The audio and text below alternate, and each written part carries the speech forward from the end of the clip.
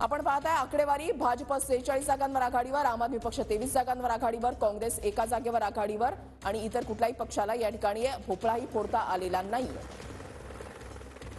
तर भाजपमधल्या या भाजप 46 जागांवर, आप 23 जागांवर आघाडीवर, काँग्रेस एका जागेवर आघाडीवर।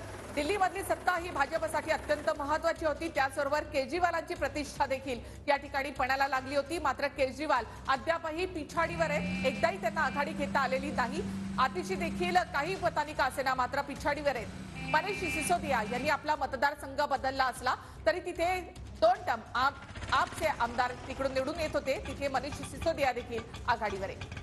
2008 नंतर पहिल्यांदाच दिल्ली विधानसभा निवडणुकीमध्ये जवळपास कमी मतदान झालं। म्हणजे हे मतदान होतं 60.54%। तर या कमी मतदानाचा फायदा कुणाला होणार, फटका कुणाला बसणार या संदर्भात विश्लेषण केलं जात होतं। आणि शिवाय एक्झिट पोल, कारण एक्झिट पोलचे अगदी विपरीत परिणाम जे आहे ते दिल्ली विधानसभेमध्ये लागतात, पाहायला मिळतात अशी चर्चा होती आणि तसंच आकडेवारी सांगत होते। मात्र यंदा जर आपण पाहिलं तर एक्झिट पोलमध्ये भाजपला चांगलं यश मिळत असल्याचं एक्झिट पोलची आकडेवारी सांगत होती।